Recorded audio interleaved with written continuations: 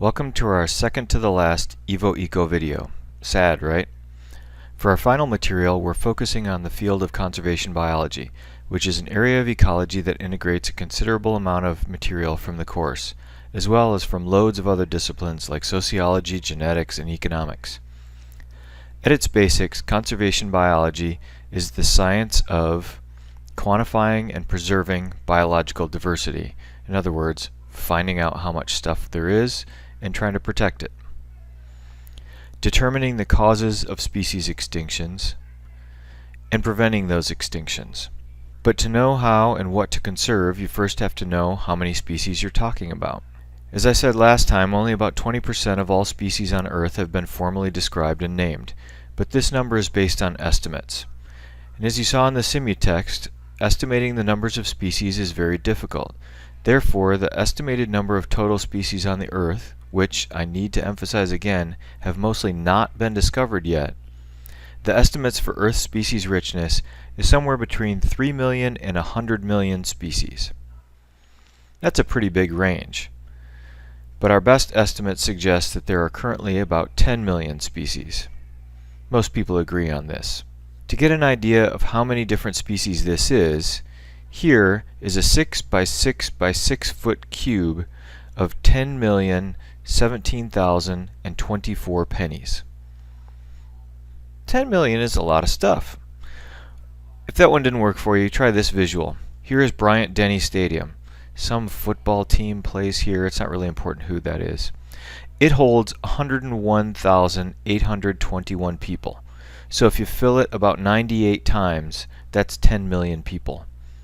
Do you get the idea that 10 million species is a lot of different kinds of species? So, why is it that you should care about biodiversity? Generally, everyone would say that we should conserve species, but why is this? The justification has to go beyond just biodiversity is good, or some other trivial argument like to keep ecosystems in balance, or there's a circle of life, or whatever. This is especially important to consider given that most species that have ever occurred on the Earth have already become extinct. This is an average of the number of families of species over the history of life on Earth. You can see how there is a gradual accumulation of species over time, right? The background speciation rate is about 10 species per year, an average based on a very long period of time. Not counting the 5 major extinction events shown here, the average background extinction rate is about 1 species per year. So this results in a gradual accumulation of species richness over the Earth. Incidentally, the last major extinction was about 65 million years ago, and that's the event that wiped out the dinosaurs. But do you see this other little bullseye here in the quaternary? Yeah, that's us. This is what happened at the end of the Cretaceous. This was about 65 million years ago, and it knocked out the dinosaurs. But now we are in a period known as the Anthropocene, where the current extinction rate is around 100 to 1,000 species per year, maybe even far more than that, which is thousands of times higher than the background rate of extinction, and is equivalent to the kind of stuff you're looking at here. All this means that humans are causing the 6th great extinction event. So, this asteroid that caused the dinosaurs to go extinct, our impact is probably greater than that. We'll come back to this later on. So, why should we care about biodiversity? Well, the first one is selfish, because we can get stuff from biodiversity. These ecosystem goods are objects that you can buy or sell or use, like products of agriculture, medicines, timber, etc. The more intact our ecosystems are, the more biodiversity there is, and the more things we can purchase, trade, or use. Here are some examples of these goods. This slide is available on the Moodle page, so I won't spend too much more time on these examples here. Here's another slide that you can view later. It shows 25 important drugs initially discovered from plants. Most of them are still extracted from plants, including cocaine and caffeine. Of the top 150 prescription drugs used in the United States, 118 of them originate from natural sources, 74% from plants, 18% from fungi, 5% from bacteria, and 3% from one vertebrate, a snake. Another statistic is that 9 of the top 10 drugs originate from natural plant products. So, biodiversity gives us a lot of stuff. These important plant products include aspirin, the most widely prescribed drug in the world, originally discovered in black willow trees, and cardiac glycosides from the foxglove plant. These compounds are very effective at regulating heart compressions. So effective that if you know anyone who regularly takes heart medicine, it's a pretty good bet that they are taking digitalis.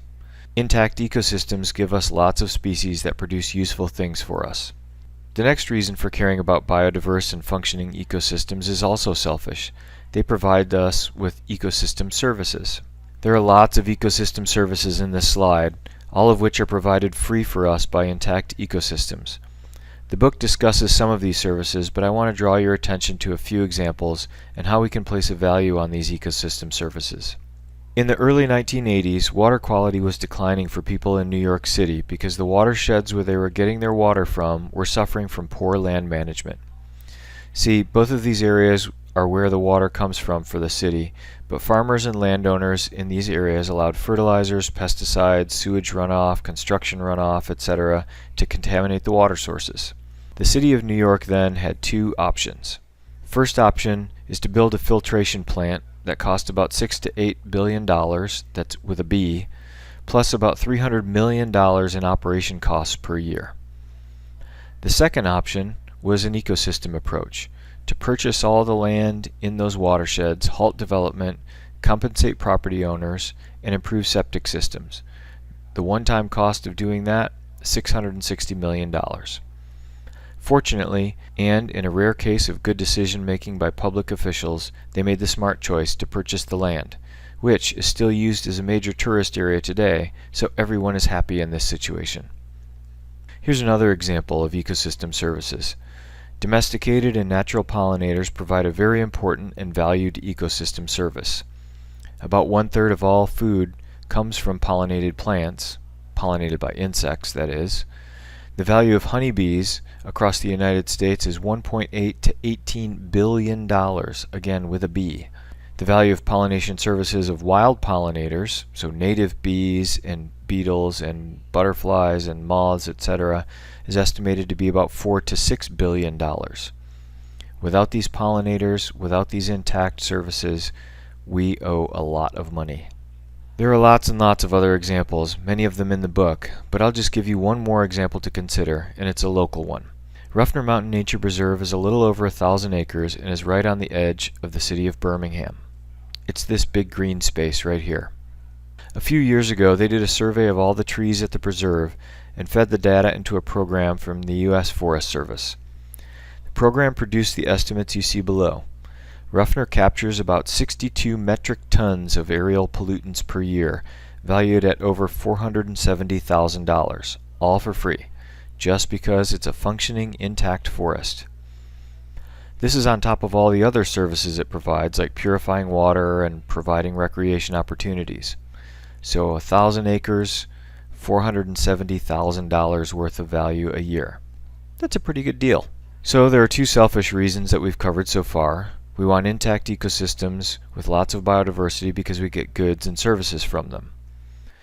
But there are also ethical reasons, and these aren't selfish. Many would argue that the most important reason to preserve biodiversity is so we can leave a world to future generations that isn't trashed. Another perspective is that if you ascribe to the Christian Bible, it says that mankind is supposed to act as a steward, a good steward, to God's creation, so there is a religious obligation to preserve biodiversity. This next reason is purely aesthetic, but I think you'll find it compelling.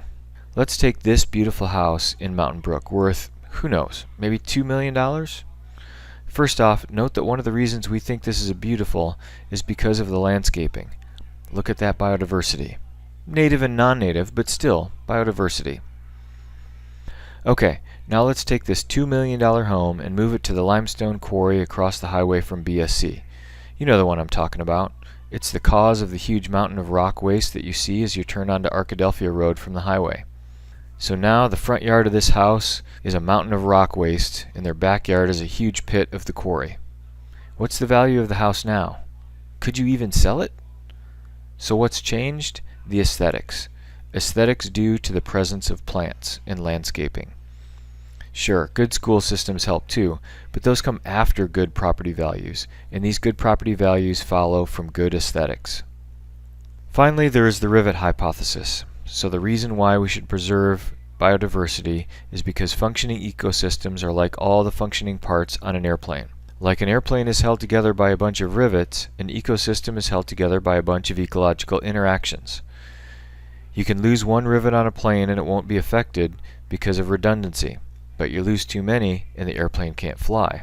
Similarly, an ecosystem is fine losing one species here or there, but at one point you might lose one species too many, or maybe a keystone species, and in this case the ecosystem can collapse, and there go all those goods and services we rely on. An example of this will make sense given the food web activities we've dealt with lately, and this is also a food web that you're familiar with already. Recall that the kelp forest web changed dramatically once a single species was removed, the otters.